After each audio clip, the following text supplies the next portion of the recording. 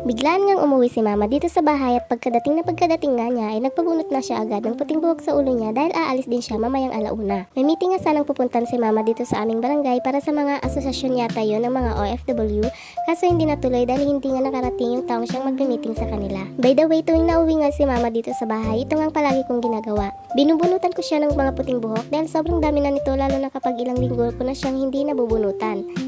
Bihira nga lang din umuwi si mama dito sa bahay namin, kaya minsan ko lang din siyang nabubunutan ng mga puting buhok. Kapag ilang linggo na nga ang lumipas o di naman isang buwan o higit pa, talaga namang nagsisilitawan na itong mga puting buhok ni mama, kaya tuwing umuwi siya dito talaga naman binubunutan ko siya ng mga puting buhok. Kapag binubunutan ko nga siya nitong mga puting buhok, talagang ramdam ko yung kate, kasi lalo na kapag nagpapasabi siya ng sobrang kate, sabay kamot sa ulo. Pakiramdam ko tuloy pati ulo ko nangangati. Sabi ko nga sa kanya magpakulay na lang siya ng buhok para hindi tubo ng tubo yung mga puting buhok niya, pero ayaw daw niya guys, dahil baka daw mas dumami pa yung mga puting buhok niya kapag natanggal na yung kulay. Kaya yun guys, mas gusto pa niyang binubunutan ng mga puting buhok para daw hindi mahawa yung iba pang mga buhok niya. Hala siya, may ganon? Oh no! Pero ang totoo guys, mas okay sa akin kapag binubunutan ko siya ng mga puting buhok, at least kahit papaano may banding kami. Ha? Banding ba yun?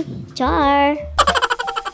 Saglit ko nga lang siyang binunutan guys dahil sumaglit lang talaga siya para maghanap ng mga ID niya dati nung siya ay isa pang OFW.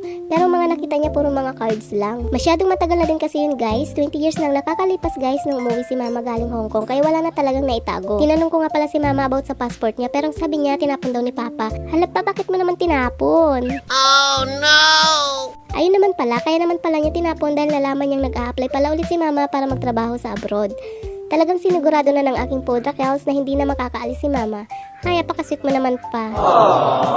So ayun nga guys, palis na nga si mama at muntik pa nga makalimutan yung damit niya. So ayun na nga, tumalis na nga siya guys. Sana lang dalasan niya pag uwi dito sa bahay para makasama ko siya sa pagbablog. So hanggang dito na lang muna guys, hanggang sa muli. See ya!